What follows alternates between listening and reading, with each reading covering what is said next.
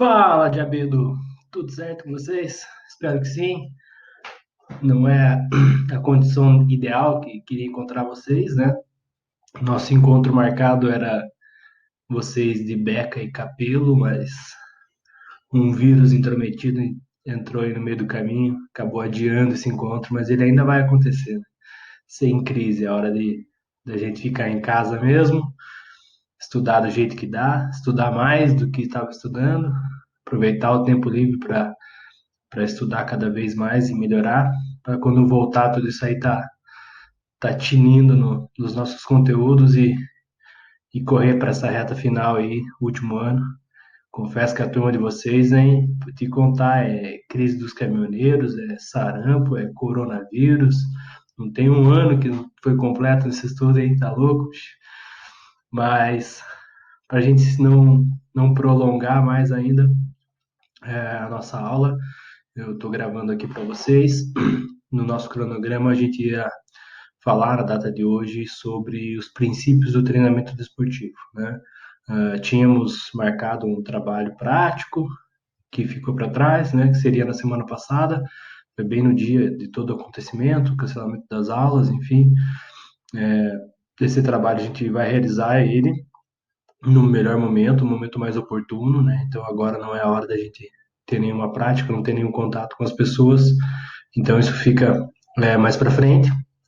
E agora a gente vai mesmo tocar no nosso conteúdo, entrar no último tema desse nosso primeiro bimestre, né? Como vocês já foram comunicados, não teremos a semana de provas, então aquele trabalho que vocês já realizaram em sala, a participação de vocês em sala vai ter um valor maior.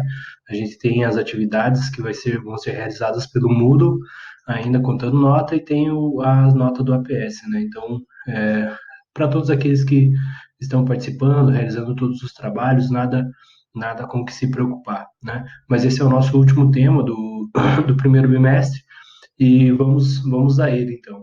Vou só diminuir aqui a tela, vou ficar aqui no cantinho para não atrapalhar, tá? Então, vamos falar sobre os princípios do treinamento desportivo. E o que são os princípios do treinamento esportivo? Bem, a gente já falou no nosso primeiro bimestre todo aí sobre o histórico, né, do treinamento desportivo, sobre como surgiu os primeiros princípios de treinamento, como que era feitas as divisões de treinamento ao decorrer da história. Falamos durante um bom período do nosso tempo sobre preparação desportiva a longo prazo.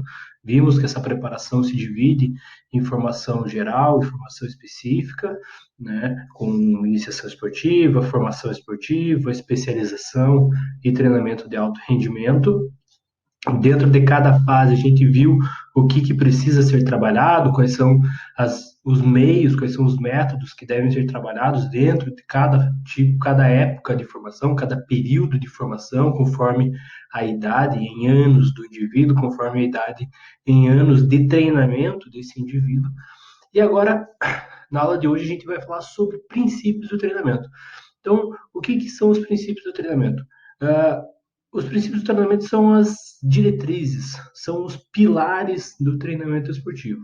Quando eu vou montar uma periodização a longo prazo, então, quando eu vou trabalhar com crianças, adolescentes, né, adultos, eu tenho a periodização a longo prazo para me dizer, dentro dessa faixa etária, eu devo trabalhar assim, né? Agora, os princípios do treinamento vão dizer, dentro do treinamento, dentro da estrutura do meu treinamento, eu preciso respeitar isso, isso e isso. Por quê? Porque cada indivíduo é diferente, porque cada período de treinamento é diferente, porque cada resposta do organismo é diferente, tá? Então, eu vou passar os princípios, eles são 7 princípios, eu vou passar para vocês 7 princípios. Se você pegar algum livro, pode ser que tenha algum autor que coloque um a mais ou um a menos, né? Mas a maioria dos autores mostram esses 7 princípios, tá? Se você encontrar livros com 9 princípios, 11 princípios, você vai ver que alguns deles são apenas subdivisões desses que eu vou apresentar para vocês aqui, tá? Então, os princípios do treinamento, perdão,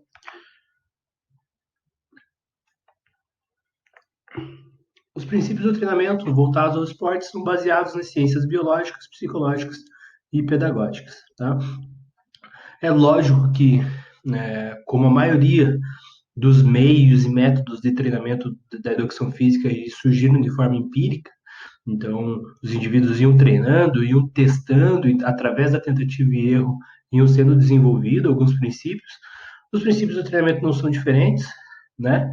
Entretanto, depois, com o estudo da ciência, o surgimento do estudo da anatomia, da cinesiologia e biomecânica, da fisiologia do exercício, as ciências biológicas vão dar todo um aporte por que eu devo usar esses princípios de treinamento. Assim como a psicologia do esporte, que a gente comentou bastante em sala, está tão ligada à nossa disciplina, ela também vai dar esse aporte para uma melhora de rendimento, para uma interação melhor entre o atleta e o treinador, para um engajamento maior do atleta quanto à modalidade que ele está participando, né? Toda essa ligação psicológica e também, no nosso caso, nós, como treinadores, toda a participação pedagógica, né? Então, por diversos semestres vocês tiveram ensino da parte pedagógica e didática do ensino do exercício físico, né? Que muitas vezes alguns alunos até procuravam falando, é muito voltado para a licenciatura. Não, mas na hora de você ensinar o teu atleta, na hora de você passar o conhecimento, na hora de você progredir com os princípios de treinamento, você precisa da ação pedagógica para que esse aluno entenda o que ele está fazendo, para que esse atleta saiba por que ele está fazendo aquilo, qual é o próximo passo, para que ele realmente compre a ideia do treinamento, por que você está passando aquilo para ele, para melhorar o seu rendimento. Né? E esses princípios têm como função do treinamento esportivo o aumento da capacidade de trabalho, efetividade das suas habilidades e as suas qualidades psicológicas. Tá? Então, treinamento esportivo, os princípios do treinamento desportivo têm a função nada mais, nada menos do que melhorar o indivíduo, né? Fazer com que ele corra mais rápido, que ele salte mais alto, fazer com que ele levante mais peso, fazer com que ele aumente mais a massa muscular, que ele seja mais ágil, que ele chute mais longe, enfim, melhora do desempenho, melhora da capacidade, seja ela cardiopulmonar, seja flexibilidade, seja força, enfim. Eu preciso melhorar o indivíduo, preciso dar estímulos que melhorem o indivíduo. Para que eu consiga dar estímulos que sejam eficientes para a melhora do rendimento, eu preciso respeitar os princípios do treinamento desportivo. Tá? Então vamos a eles. Começamos. Como eu falei para vocês, são 7 princípios do treinamento. O primeiro deles é a individualidade biológica. Eu falo primeiro, mas não é uma escala assim de primeiro, segundo, terceiro, não é uma escala de importância. Todos eles interagem entre si, todos eles estão participando ao mesmo tempo do processo de treinamento, né? E não existe uma escala. Normalmente a escala que eu vou apresentar isso para vocês aqui é apenas uma didática, né? Por isso que eu vou falar primeiro, segundo, terceiro, mas todos eles interagem ao mesmo tempo, todos eles devem ser respeitados e pensados ao mesmo tempo, tá? O primeiro princípio, então, é o princípio da individualidade biológica. Bom, o próprio nome já diz, né? Individualidade biológica, né? Cada indivíduo é único. Cada indivíduo carrega em sua carga genética a sua individualidade. Um ser humano único no universo e a sua estrutura física e psicológica constrói a sua personalidade. Indivíduos respondem aos estímulos de treinamento de forma distinta, mesmo quando o treinamento é igual. Então, se a gente parar para pensar que eu vou treinar uma equipe de atletismo de 100 metros. Então, basicamente, as valências físicas que vão ser trabalhadas são as mesmas, né? A periodização do treinamento pode ser o mesmo, né? O horário do treino pode ser o mesmo, eles podem se alimentar da mesma maneira, porém, são indivíduos diferentes e a resposta com que eles vão ter no seu treinamento são diferentes. Mesmo indivíduos que são gêmeos univitelinos.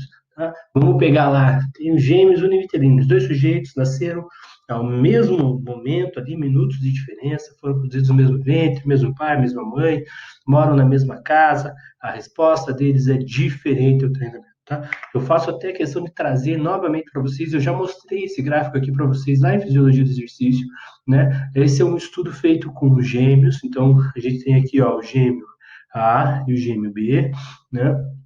Eles foram submetidos a 20 semanas de treinamento de natação, tá? Então, o mesmo treinamento, com a mesma intensidade, as mesmas características, moravam na mesma casa, enfim, então a questão do ambiente era a mesma.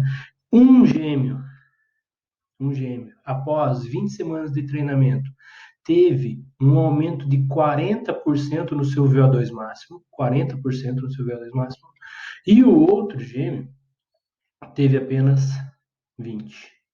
Né? O que isso quer dizer? Quer dizer que mesmo indivíduos praticamente iguais, indivíduos gêmeos e univitelíneos, respondem diferente ao treinamento. E é o primeiro princípio que eu devo respeitar nesse caso. Eu preciso respeitar que cada indivíduo vai responder ao treinamento. Eu vou montar um treinamento esperando uma resposta, mas a resposta, se eu for aplicar isso a um grande grupo, então eu vou aplicar um treinamento para aumento da massa muscular, para hipertrofia. Eu tenho um padrão para trabalhar com eles lá, vou trabalhar com levantamento de peso, porcentagem da carga igual para todo mundo, cada um vai responder de uma maneira diferente. Por quê?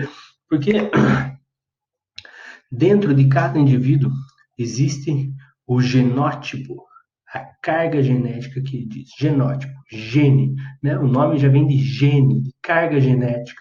Então, o que esse indivíduo carrega na sua carga genética, seja o seu tipo de fibra muscular, né? A tendência para ter altura, se ele vai ser mais alto ou mais baixo, a tendência que ele tem para ter um acúmulo maior de percentual de gordura ou menor, né? Uma dificuldade maior de aumentar a massa muscular ou menor. Isso tudo é genótipo, é a carga genética que esse indivíduo tem. Isso não é alterado, isso nasce com o indivíduo, está lá na sua concepção, e isso ele vai carregar durante a sua vida, e isso vai determinar quais são as respostas que vai ter durante o processo de treinamento, tá?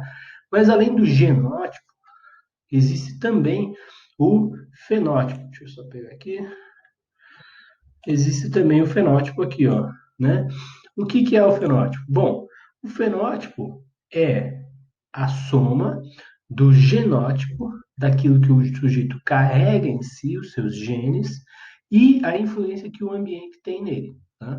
Então, o fenótipo é determinado pelo ambiente também. Vamos imaginar que um sujeito tem um genótipo para ser obeso. Então, pai obeso, mãe obesa, e ele já nasceu com um gene que vai estimular ele, uma tendência grande a ele ser obeso.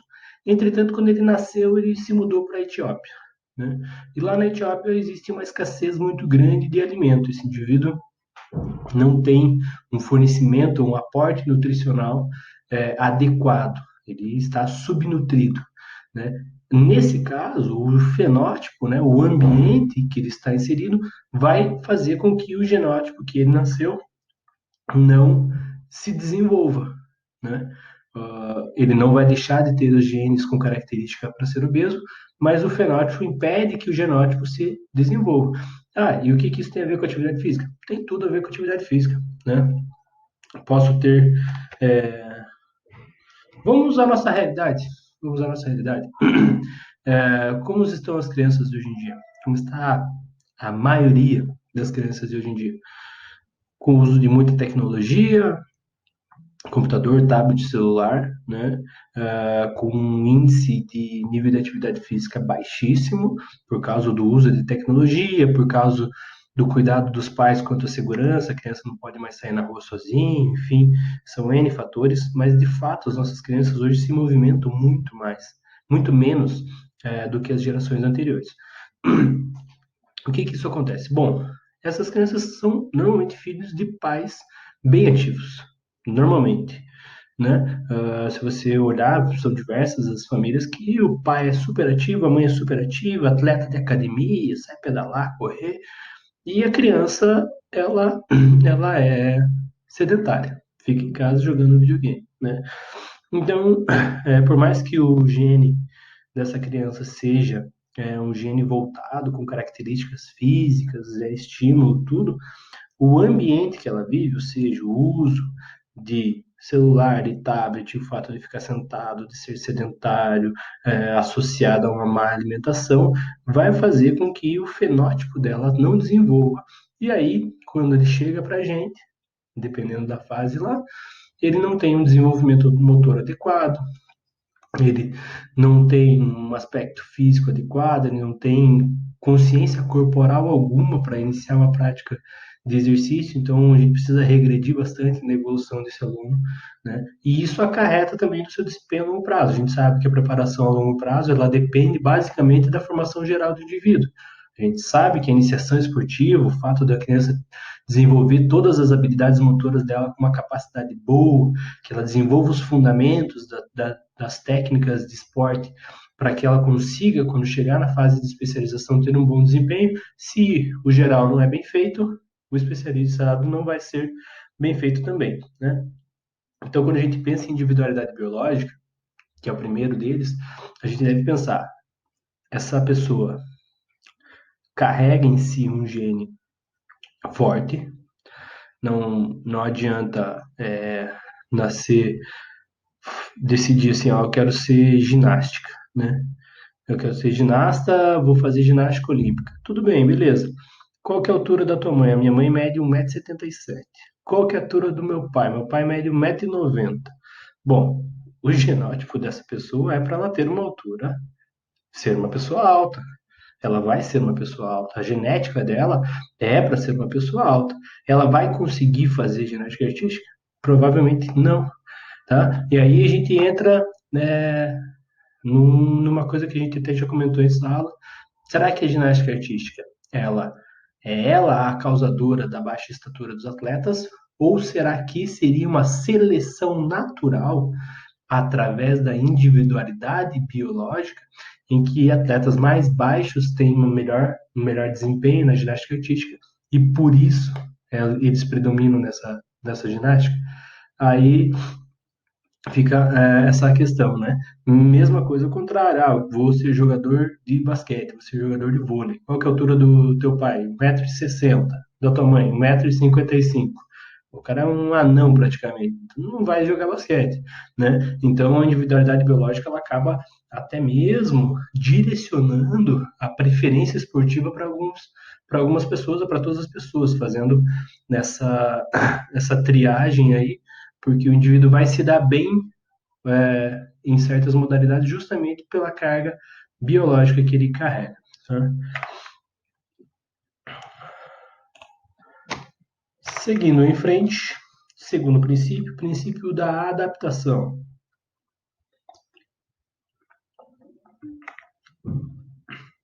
Então vamos lá. No princípio da adaptação ocorre a busca da homeostase pelo organismo. Tá?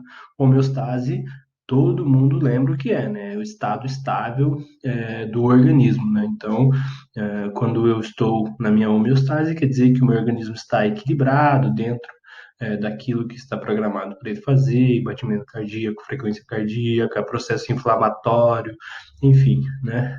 E qualquer agente estressante para o meu organismo vai fazer uma quebra nessa homeostase, como é o caso do treinamento físico. Então, estou na minha homeostase lá, quando eu faço um treinamento físico, eu tenho uma quebra dessa homeostase e, né, o que o meu organismo vai fazer inteligentemente após uma reação de alarme é que ele vai tentar recuperar essa homeostase, certo?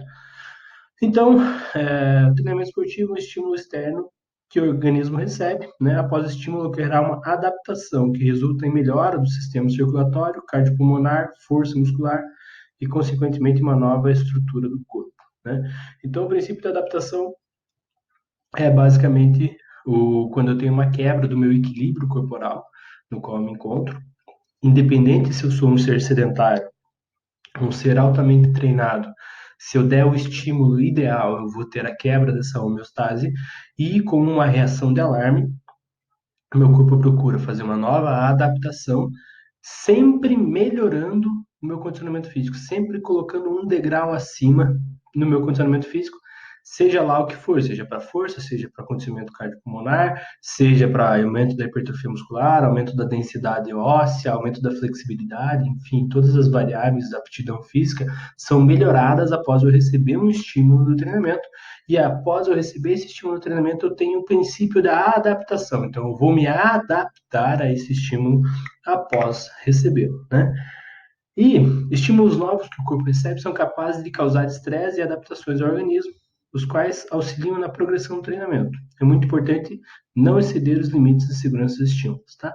Então, a gente vai já continuar para frente, ver que quando o meu corpo está começando a se adaptar a uma carga de treinamento, eu preciso dar um novo estímulo a ele, um estímulo diferente, um estímulo mais intenso, para que eu faça novamente a quebra da homeostase, e aí ele vai melhorar mais um pouco. Quando ele estiver entrando em homeostase, eu preciso dar um novo estímulo, e assim progressivamente aumentando o processo de adaptação no meu organismo. Porém, né, é importante que é, o indivíduo é sedentário ou está num certo patamar de atividade física, eu não posso dar um estímulo muito forte. Se eu der um estímulo muito forte, eu vou fazer uma quebra tão grande na minha homeostase que a minha capacidade adaptativa vai ser prejudicada, e aí então eu posso provocar nesse indivíduo um processo de overtraining ou overreach. Tá? Existem 4 tipos de estímulos, né? Existem, quando eu prescrevo um treinamento, eu posso dar um estímulo débil, né? Que é aquele estímulo que não vai acarretar consequências, ou seja, não vai acarretar adaptação no meu organismo. Eu tenho uma capacidade de correr tranquilamente a 10 km por hora e faço um treinamento a 7 km por hora. Então, é um estímulo fraco, né? É um estímulo abaixo da minha capacidade física, e isso não vai acarretar nenhum tipo de consequência. Isso vai fazer simplesmente o meu organismo produz alguns hormônios, aumenta um pouquinho a temperatura corporal, mas não vai melhorar a minha performance, né? Existem os estímulos médios, né? Aqueles que apenas excitam e seriam os estímulos próximos à zona de homeostase, próximos às zonas da capacidade do indivíduo. Então, zona de força seria 100 quilos, eu trabalharia aí com 100 quilos, 98 quilos, né? Se ele corre a 10 km por hora, ele correria a 10 km por hora. Então, são apenas, eles causam apenas excitação nos céus e não tem uma grande melhora, não tem uma melhora. São os estímulos que tendem a fazer a manutenção do condicionamento físico, tá? Existem também os estímulos fortes, aqueles que provocam as adaptações. Esses tipos de estímulos aqui é quando eu estou buscando melhora da performance desse indivíduo, quando é a hora de realmente quebrar a homeostase dele novamente para fazer novas adaptações. E existem estímulos muito fortes, né, que causam danos. Essa zona de estímulos aqui muito forte, ela, ela é perigosa porque aqui eu vou ter um grande processo inflamatório no indivíduo, porque o estímulo foi tão forte que causou rompimento de fibra muscular, lesão, um processo inflamatório. Não precisa não necessariamente o indivíduo fazer uma distensão ou uma contratura, mas lesão, microlesão muscular ou aumento da acidose metabólica, na qual provoque danos realmente. E aqui, esse período de recuperação, obrigatoriamente, ele precisa ser maior. Então, esse indivíduo aqui, quando você der um estímulo muito forte, né, se você for dar um estímulo muito forte, você tem que respeitar principalmente o tempo de recuperação entre uma sessão e outra, para que esse indivíduo aqui não acabe se lesionando gravemente por causa da sequência de estímulo forte que vão ser trabalhados, né? Então, os estímulos provocam adaptação ou danos, e essa adaptação aqui, ó, ela é conhecida como síndrome da adaptação geral, tá? E essa síndrome da adaptação geral é dividida em 3 fases. A fase de reação de alarme, que todo o corpo é mobilizado sem envolvimento de algum órgão isoladamente, ou seja, um alerta de prontidão geral, um susto para o organismo, né? O que é uma reação de alarme? O indivíduo não faz nada, vai começar a treinar agora. Beleza. Você vai lá e passa um treinamento para ele. Por mais baixo que seja o nível do treinamento, que você joga uma intensidade bem baixa, esse treinamento, o fato dele se mexer, vai gerar uma reação de alarme, é um agente estressante para o corpo. Tá? Então, dentro da síndrome da adaptação geral, vai dizer o corpo vai entrar numa reação de alarme. Ele ainda não sabe direito o que está acontecendo, né? Então, ele libera vários hormônios, deixa todos os sistemas de prontidão, aumenta o sistema imunológico para tentar combater esse agente estressor, e aí leva esse susto. Depois, né? Depois que passa essa fase da reação de alarme, entra na fase de adaptação, ou também chamado de fase de resistência, né? Aqui, quando eu continuo dando estresse, então ele gerou um estresse por causa de um treinamento, recuperou, veio outro treinamento, recuperou, veio outro treinamento, recuperou. Essa sequência de estresse aí, né? O corpo começa a entender o que é o treinamento, então começa a entender que está gerando estresse na musculatura, que está gerando estresse no sistema cardiorrespiratório por causa de uma corrida, e aí sim eu começo a destinar melhoras de adaptação nesses órgãos que estão sendo solicitados, né? Então entra aí já uma especificidade do treinamento. Se eu faço, por exemplo, uma musculação, eu estou trabalhando o músculo, né, em si, geral, eu tenho uma maior adaptação na parte muscular, né? Se eu faço uma corrida, eu preciso também da musculatura da perna, preciso de algumas adaptações da musculatura da perna, mas eu preciso principalmente de muitas adaptações no meu sistema cardiorrespiratório. Então, essas adaptações são no sistema cardiorrespiratório, né? E aí, por último, é, os estímulos, eles podem entrar num estado de exaustão e esgotamento, né? Essa fase é grave, pois ocasiona queda da capacidade adaptativa na qual o organismo não é capaz de equilibrar-se, resultando em uma falência adaptativa, né? Quando que eu entro nessa fase de estado de exaustão? Quando eu extrapolo as intensidades de treinamento, eu prescrevo treinos intensos na sequência, ou eu prescrevo uma intensidade de treinamento na qual o sujeito não está pronto para suportar, e aí eu provoco uma reação de alarme tão grande que a minha adaptação ela fica debilitada, eu não consigo me adaptar a esse estímulo, e então entra num estado de exaustão total, e aí pode provocar um overtraining, um overeat, uma lesão grave nesse atleta, né? Dentro disso, dentro desse sistema de adaptação, existe a teoria da supercompensação, tá? Ou síndrome da adaptação geral, né? O que é a supercompensação? Então, aqui vamos ilustrar como que acontece uma adaptação. Basicamente, vamos ilustrar como acontece uma adaptação.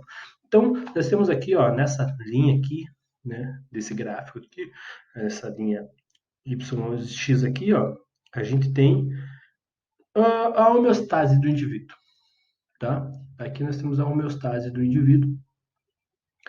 E aqui nesse ponto é o ponto inicial do treinamento. Então aqui, ó, nesse ponto, ele vai receber o estímulo do treinamento, certo? Esse estímulo vai criar o quê? Uma reação de alarme, né? O meu corpo todo vai se movimentar para saber o que está acontecendo, certo? Quando eu dou um estímulo, então eu treinei hoje, terça-feira, né? Dei um estímulo no meu corpo. Ao terminar o treino, e aí logo após terminar o treino, aí a depender da intensidade, ó, depende da intensidade do volume do treinamento, eu vou ter o quê? Uma exaustão pós-treino, eu vou ter um período onde o meu rendimento físico ele fica abaixo do que eu treinei, certo? Então eu treinei, o meu rendimento físico fica abaixo. Agora, o que vai acontecer? Vai acontecer a adaptação, reação de alarme, e vai acontecer a adaptação. O que é a adaptação? Ou a supercompensação? Quando o meu organismo entende aquele estímulo de treinamento, ele reage se adaptando e melhorando o meu condicionamento. Essa melhora é significativa? Tudo depende. Se o indivíduo for sedentário, ela é muito significativa. Para indivíduos altamente treinados, essa melhora ela é, em questão de porcentagem, muito baixa, mas não deixa de ser uma melhora. Ela sempre vai haver a adaptação, né? Então, agora aqui eu tenho uma melhora no meu condicionamento físico. Eu tenho uma melhora no meu condicionamento. Ó, veja essa distância aqui, ó, que eu tenho para aqui de diferença entre o que eu tinha de condicionamento antes, porque eu tinha de condicionamento depois. Ó, eles colocaram aqui o período de recuperação entre 24 e 72 horas. Tudo depende da intensidade do exercício, né? Se for um exercício de intensidade moderada, talvez 24 horas ele consiga se recuperar. Se for intensidade forte, no mínimo 48 a 72 horas para o indivíduo recuperar essa capacidade de treinamento, para daí então ele ter um novo estímulo, né? Então ele faz essa supercompensação. Se não houver um novo estímulo nesse ponto aqui, essa supercompensação ela cai e aí eu tenho um processo de involução, eu tenho uma perda de capacidade física, certo? Então o que que é o ideal? Bom, o ideal é a gente trabalhar dessa maneira aqui, ó. Dei o estímulo, reação de alarme, perda de exaustão, perda de condicionamento, melhora, supercompensação. Quando eu estou no pico de uma supercompensação aqui, ó, 24, 48, 72 horas depois, eu dou um novo estímulo. E aí vai acontecer de novo. Reação de alarme, adaptação, supercompensação. Aqui eu vou dar um novo estímulo. E aí essa curva vai crescendo. E assim, ó, se a gente traçar uma linha, essa linha pontilhada aqui mostra, eu tenho um aumento da performance do indivíduo, aumento da capacidade adaptativa. Então, eu vou dando novos estímulos e assim eu consigo aumentar progressivamente os estímulos. Esse indivíduo vai aumentando progressivamente o seu condicionamento físico, tá? Então, esse é o princípio da adaptação. Pode acontecer o contrário? Quando que vai acontecer uma situação de alarme, de exaustão no meu organismo? Quando o indivíduo recebeu um estímulo, ele faz a situação de alarme. Antes de fazer o processo adaptativo, você dá um novo estímulo. E aí cai, e dá um novo estímulo, cai. Então, se eu não respeitar essa janela de intervalo da supercompensação, o que, que vai acontecer com essa minha curva de aumento de performance? Ela vai ser um declínio, uma queda na performance do indivíduo, correndo risco aí de lesões, overtraining e tudo mais, tá?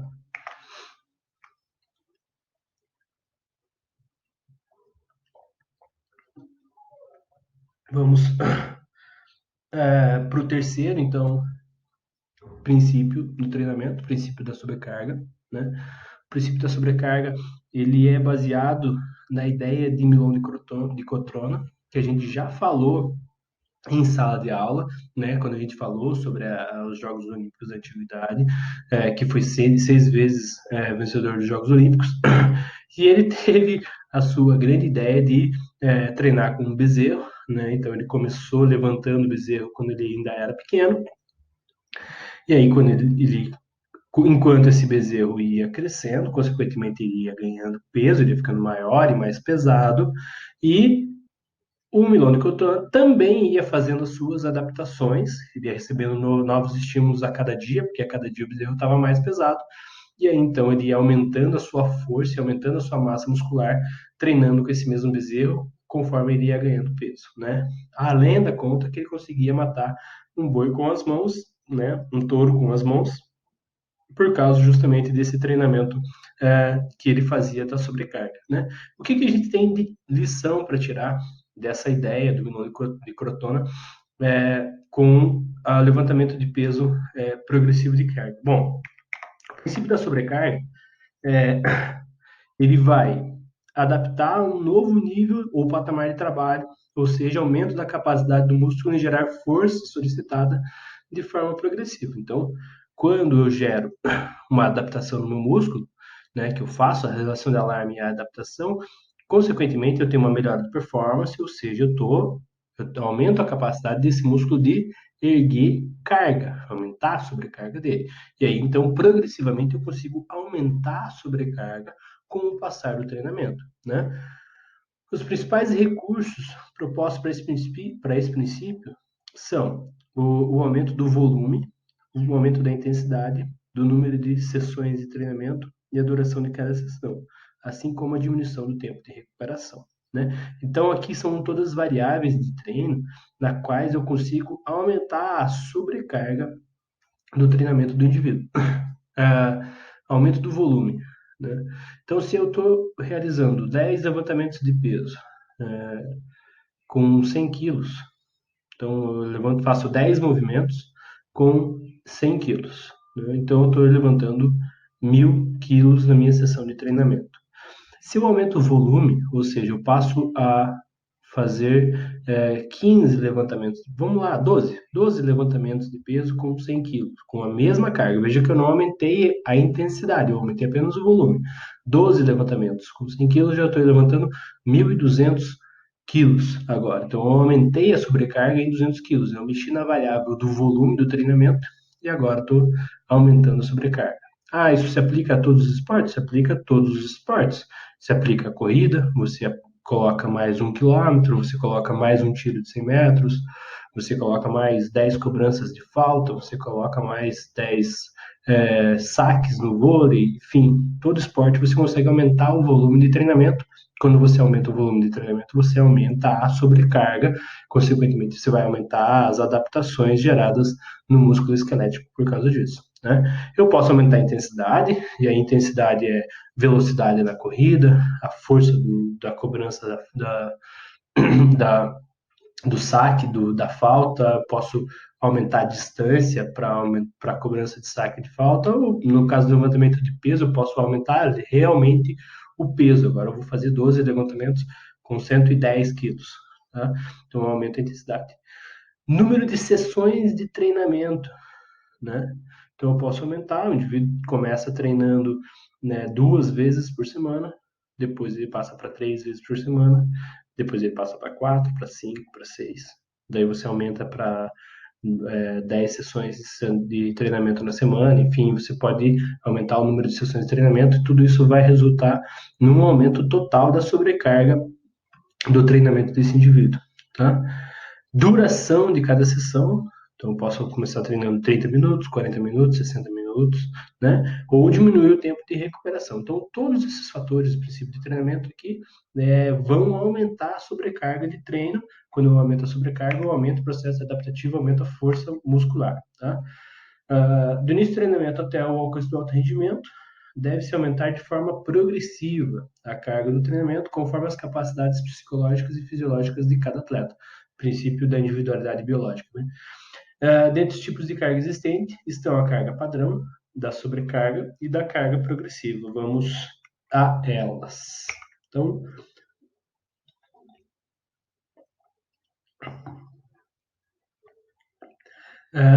no princípio da sobrecarga padrão do treinamento esportivo é trabalhada durante vários meses do ano, no período preparatório do treinamento.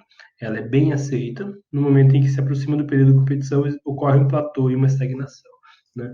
Então, é normal, durante o período preparatório, ter uma melhora nessa carga padrão e depois ela vai estagnar. O que seria essa carga padrão? Bom, a depender da modalidade que você vai trabalhar, eu vou ter uma exigência padrão do meu processo de treinamento. Se eu vou trabalhar com uma maratonista, por exemplo, então eu tenho um volume de treino que ele deve ser o mínimo trabalhado, ou o ideal trabalhado a cada semana. Então, ele vai fazer 100 quilômetros durante a semana, né, dividido nas sessões de treino. Então, isso é um volume padrão. Quando eu estou no meu período preparatório, que eu venho numa fase de recuperação, de repouso, de perda de condicionamento físico, quando eu coloco esses 100 quilômetros por semana, eu tenho uma melhora do desempenho, certo? Depois disso, eu vou ter um platô normal, né, que não vai ter uma grande melhora no desempenho, porque eu estou trabalhando com o meu volume ideal de treinamento. Aqui, depois, eu vou aplicar outros tipos de cargas para ter melhora do desempenho, né? Então, a carga padrão, ela é a base da modalidade, a base do volume e da intensidade que aquela modalidade exige e que eu não vou poder baixar dela. Então, ela é o meu padrão de carga mínimo que eu devo trabalhar durante todo o meu período de preparação durante um ano. A sobrecarga, ela tem uma relação direta com o que a gente viu do estímulo da supercompensação, né? Então, quando eu jogo uma carga nova no meu organismo, eu crio as adaptações para aumento da força, né? Ó, vamos olhar basicamente para o nosso gráfico aqui, né? Então, eu crio uma relação de alarme e vou progressivamente gerando adaptações.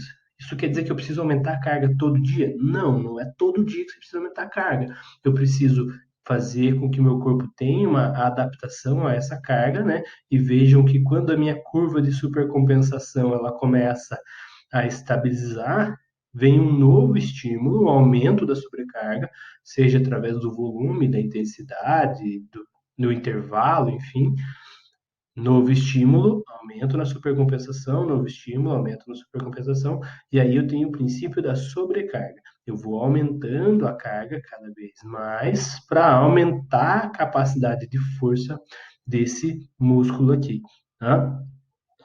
E a última carga é a carga progressiva, né? Nela, eu divido em microciclos de treinamento os padrões de carga que eu devo elevar, né?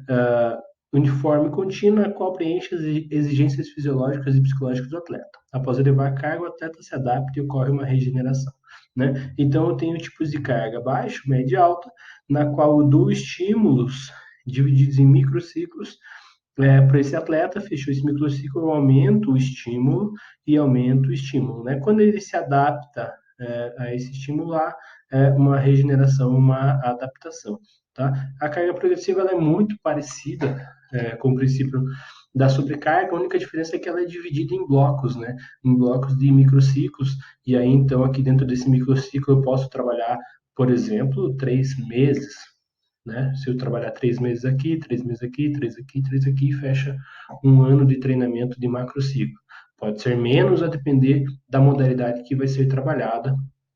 Isso a gente vai ver com maior profundidade lá quando a gente for trabalhar com periodização do treinamento, tá?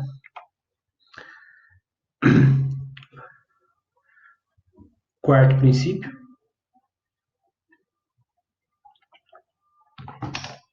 princípio da continuidade, né? Ele se baseia em duas premissas. Treinamento esportivo só é conquistado depois de alguns anos de treinamento dentro de uma especialização. Existem influências bastante significativas em preparações físicas anteriores, em quaisquer esquemas de treinamento em curso. Tá?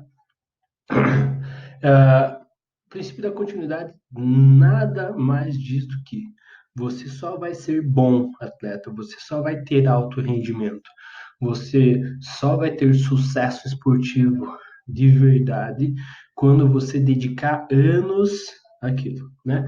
Vem muito a bater com a regra dos 10 anos que a gente viu na preparação desportiva a longo prazo. O que a regra dos 10 anos diz? O indivíduo precisa ter uma formação geral adequada. Então, aqui, ó, existem influências bastante significativas de preparações físicas anteriores. O que isso quer dizer? Quer dizer que se ele tiver uma gama de movimento motor muito boa, se ele já trabalhou fundamentos básicos, se ele tem um ótimo desenvolvimento motor, independente do esporte que ele for praticar, ele vai ter já um bom desempenho. Segundo, ele só vai ter bom desempenho esportivo na modalidade que ele escolher se ele dedicar anos àquilo. Então, não adianta o indivíduo querer ser o melhor jogador do mundo quando ele treinou apenas 3, 4 anos de futebol. Não dá, não dá. Ele vai ser o melhor jogador do mundo depois que ele dedicou a vida dele àquilo, em que a capacidade dele, física, técnica, tática, psicológica, enfim, tudo que engloba o esporte, ela vai estar tão afiada, tão ajustada, vai fazer tanta parte do corpo daquele indivíduo que vai ser simplesmente automático o seu bom desempenho esportivo. Né?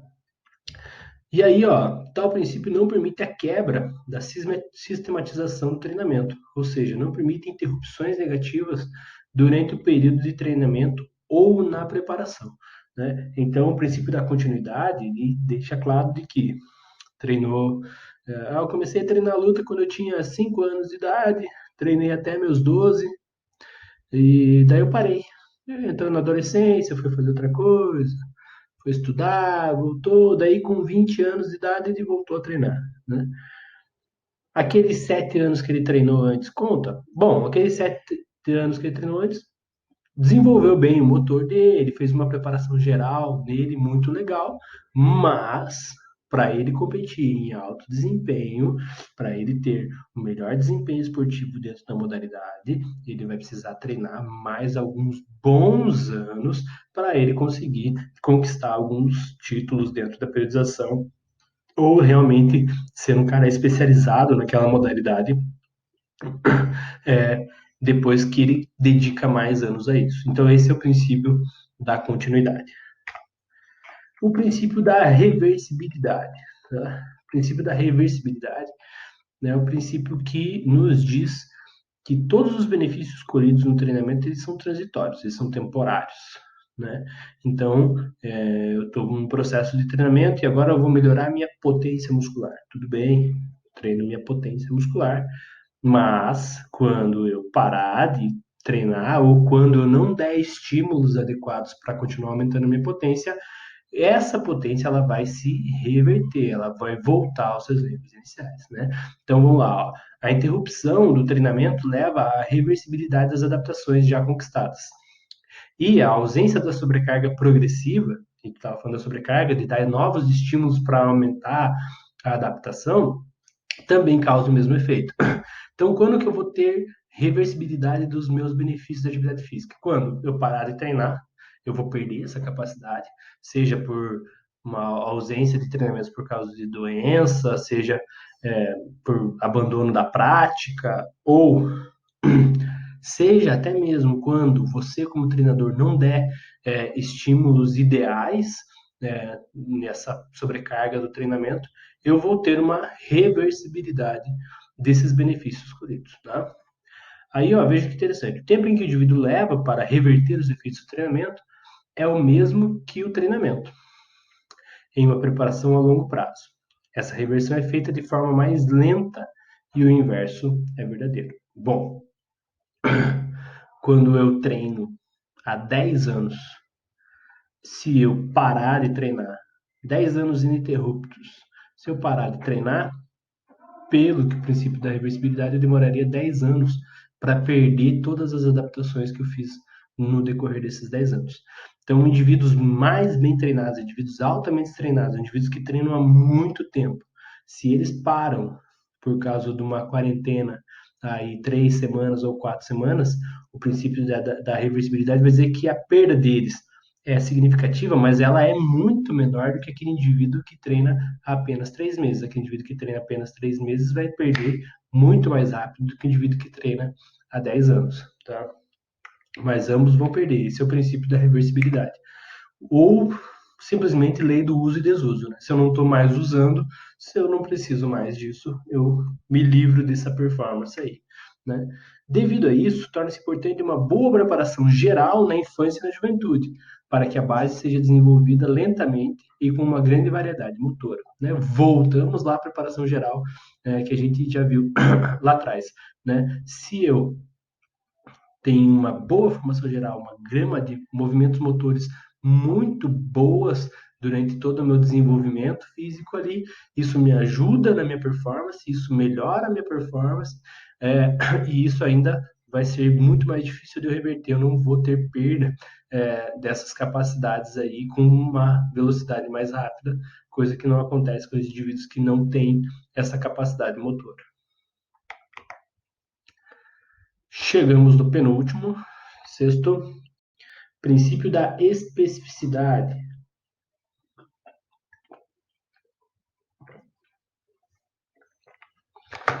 Opa. O princípio da especificidade obedece às características específicas de cada modalidade. Para o treinamento esportivo, as capacidades biomotoras e o ambiente de treinamento são trabalhados diferentemente em cada modalidade esportiva. Bom, meio óbvio, né? Tá, tudo bem, se eu quero melhorar a minha velocidade de corrida, eu devo melhorar essa velocidade de corrida correndo. Se eu quero melhorar a força do meu chute no futsal, eu tenho que melhorar essa força chutando, né? Se eu quero melhorar a velocidade do meu soco no boxe, eu devo melhorar treinando o soco no boxe. Se eu quero aumentar a minha capacidade